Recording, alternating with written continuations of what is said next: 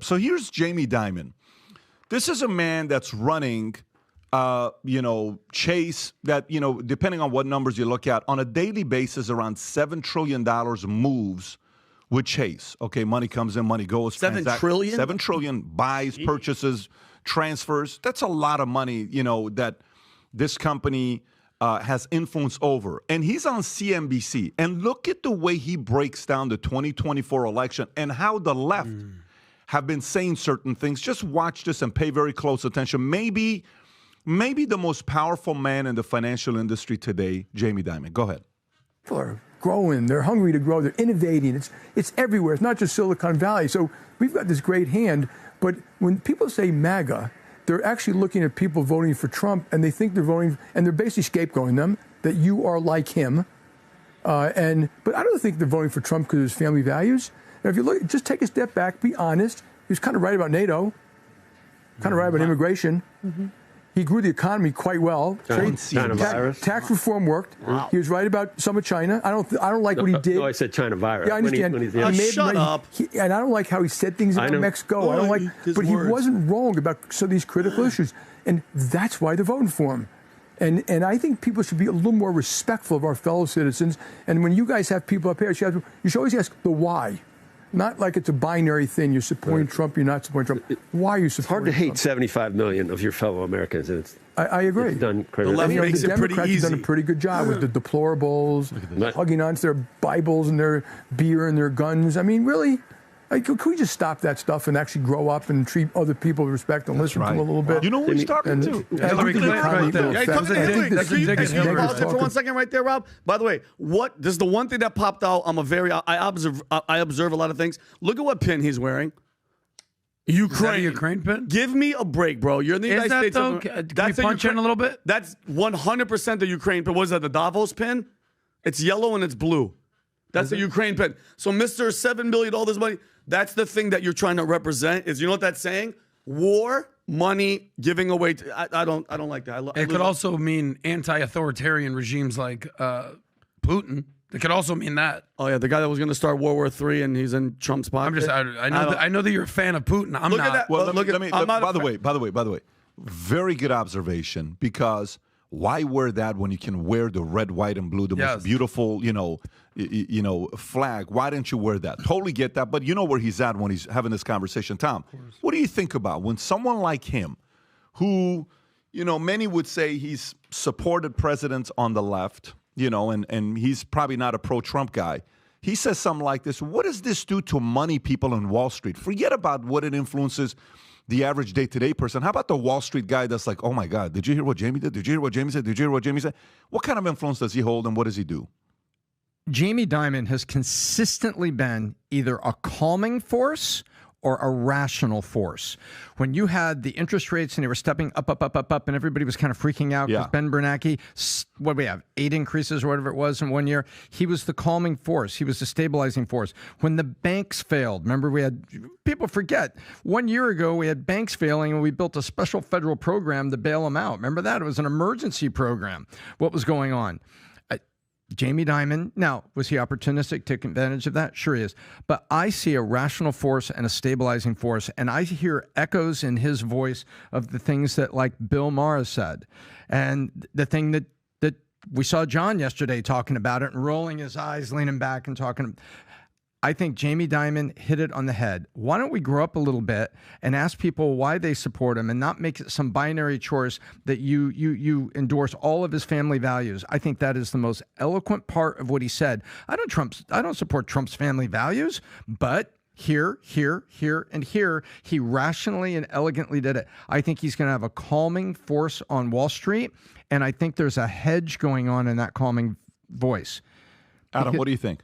So I think Jamie Dimon is at exactly where I'm at politically, is that we weren't fans of what was going on in 2015 and 2016. And what we've also realized is that a large part of why we weren't fans was because the media doctoring up what we saw. So I think with everybody, you have to evolve and you have to take in new information. And this guy's what I would call a rational actor. And you're seeing what's been happening over the last 4 years. And Biden campaigned on bringing people together, not being so divisive. That's the reason that he beat Trump. Trump represented chaos at that time or perceived chaos. But what we've realized now is that people, rational people, people who are reasonable, people that are process information, people that they have the ability to evolve and not cling to their position, say, you know what? Maybe this guy wasn't as bad as the media made it out to be. Maybe he isn't this racist. We all know how watered down racist is a term these days. So someone like Jamie Dimon is looking back and saying, listen, guys, you, MSNBC, CNBC, NBC, mainstream media, you're kind of guilty. So I'm going to be a gentleman here, and I'm going to actually do what I can, arguably the most powerful man in finance, other than maybe Larry Fink, BlackRock. Yep. So when he gets on there and starts semi-lecturing the hosts of MSNBC and directly lectures Hillary Clinton saying, listen, the basket of deplorables comment, the clinging to your guns, the clinging to your Bibles, guys, ask why. Do better research, dig deeper. So I'm right where Jamie Dimon is these days. I got a score I want you to give everybody here. Specifically, Tom, I'm going to start off with you. Score everybody moving forward at what percentage they're establishment, what percentage they're non-establishment. Okay? For example, what would you put the split on Trump? What's Trump's split on establishment, non-establishment? He's like 90-10 against. Okay, so 90% non-establishment, 10% establishment. Yep. Score DeSantis. 60, I would say 70-30, yes. He is establishment. Yeah. Put Haley.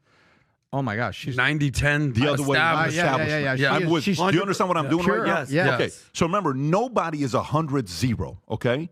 Non-establishment. Nobody is. Because no matter what, you have to negotiate with the You establishment. have to okay, be so you someone can't else. be 100. If you're 100-0, you're an anarchist, unreasonable. You can't. Yeah, so, exactly. so you don't believe in anything that we're doing, right? Okay, so you know, military is a form of establishment. So 100%. remember what I'm saying here with this part. Institutions. Yeah. Okay. So now here, think about this part. What score would you give Jamie Dimon? Oh, very high establishment, Give but me a the free score. thinker. I would say 80%, even say maybe 75? even higher. What would you say, Tom? In the finance establishment, he's 99. I would say 70-30. Okay, There's a part so of Jamie that's- Dimon that I believe is a rational open market. Okay, Larry Fink. What percentage is establishment? What percent of non? No, he goes the other way from me. More than 85-15. Okay, More perfect. than So my point Dimon. here is this. When we're judging these characters and these individuals, you're not going to get 100%, you know, he's wearing a Ukraine pin. What are you doing wearing a Ukraine pin? Okay, I don't agree with that. Yeah. Either don't wear a pin, or if you're going to sport a pin, wear a Chase pin because you're proud of the company you support. Or guess what? Wear a America pin is what you support. I'm not a pin guy myself. I always forget the pins. Everyone's like, how come you forgot to wear? I'm like, dude, I even forget to wear my own pins for the companies. But, you know, I wish I was a pin person. I forget a lot of different things. I'm a pin guy, But if BBD, you do right a pin, here, baby. I know you Everywhere are. I go. I have By the a way, neck Value just so tank. you guys Valuetainment pin. and by the way, you always have it on. I rock always it. have it on. I rock it with Tom pride. puts you put a USA pin at times. I'm USA the majority of the time. Yeah. On So- the neck, or, but You stopped wearing your Ukraine pin like months ago. yes. But think about it from Remember this standpoint. Moving forward, how I would judge people on what they're saying and what they're flipping or what their position of saying what they just said is go based on this. So a 75% establishment person just said that about MAGA? What? Yeah. Are you kidding? So that's the part that ought to get people to say, I would have never thought he would have said, let's face it. He was right on NATO. He was right on economy. He did good with this. He was right with China. I don't like the fact when he said this. He was right. So that's the part where somebody ought to look at us and establish. That came out of an establishment person's mouth. Yet that guy right there, Jamie Dimon, you know who speaks to? He speaks to every single powerful person in the establishment. Every one of them. By the way, 2 days ago, I asked a question from you guys. And I've been asking this question a lot this last week. Do you think the phone call is being made where Jamie Dimon and the establishment Wall Street guys are calling Trump saying, if you're willing to put Haley as your VP, you're a lock for president. We will publicly support you. Wow. Do you think a phone call like that is made? I believe a 70% chance that phone call is made. I didn't say it's received. I said it's made. And they're saying to him, we will come behind you and we'll give you $200, $300, $400 million, and we will go out there and help raise, and we will defend because we know what you did with the economy, and you were right, okay? Now, the question becomes, will Trump entertain that conversation. I believe he will entertain. But I also believe a lot of the people on the inside that are 100% supporters to him, he's going to bring it up to him and ask the question that I believe Trump asks a lot. I think Trump say, what do you think, guy? I think Trump will say, what do you think? But he's going to make the decision what he's going to say, so what do you guys think about the phone call we just got? Should we consider this? Do you agree with them? And it's not going to be asking everybody. It's only going to be asking 2, 3, 4, 5 people that he fully trusts with a score of 90 plus, right? Yeah.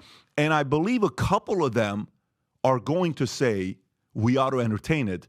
And I believe 3 out of 5 are going to say, hell no, we shouldn't entertain it. One of the 3, I believe, is a family member that's going to say don't do it.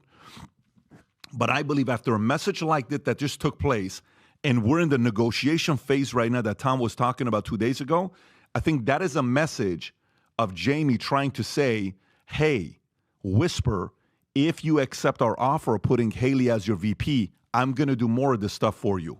I'm just speculating, but I think that's a possibility. I think that'd be I wouldn't say 70. I maybe go 60, 55%, because think about it, and that says a lot when it comes to that type of attitude of, hey, we want a Haley who's vocally saying that she just wants war. Her husband's in the defense contracting thing, Pat. She became a millionaire. And by the way, coming from a guy that's wearing a pin that's basically the war, sending billions and sending all this money, I could see how that phone call would happen. I still don't think, and I would lose so much respect for him if Donald Trump brings in that swamp creature into his cabinet.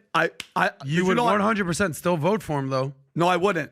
No, you wouldn't vote for Donald Trump if he brought in Nikki Haley? I would sit on the sideline. Stop it. Of course This is very important. I would sit on the sideline. But by the way, I know what you're thinking. This is very important here. Yep. Because he is a part of a true super supporter of what they did to what the establishment did to him. 100%. So I think there is a part. The question becomes behind closed doors. What do you think? Sorry. Tom's been trying to say something for a few minutes. Go ahead, Tom. Yeah, so I agreed with you yesterday, the day before yesterday, that I think there's a 70% chance that the call has been made. Now, will it be received? Now, what I look at is 2 things. I've been looking at a bunch of things, a bunch of polling data, and guess what happens? The closer America gets to the election, the more seriously people consider the vote. It's amazing. The closer we get. And in between elections, what do? Great point, Tom. We stomp our feet. We scream. We have talking heads going back and forth each other. MSNBC, Fox, in a permanent battle back and forth across the border. We're, achieving nothing, just screaming. Now it gets closer. Who shows up? 2 months ago, we saw it. All in pod. Chamath. He gave almost the same analysis that Jamie Dimon did. Remember that, Pat? Yes, he did. He went down, now, wait a minute, guys. Let's think about this. Let's think about this. I was giving him a D- because what mainstream media tell him, but if you really look at it, it's more like a B+. Right. A-. He basically gave, in his own way, on a grade scale, the same thing that Jamie Dimon And he's not a regular guy. said. This is a guy that's a billionaire. He's made a lot of good decisions. He's a very smart guy, very connected in the Silicon Valley community. And he's only a 50-50 on establishment because his investments are disruptors. So he's really only a 50-50 establishment guy. So the closer it gets here, the more serious we get.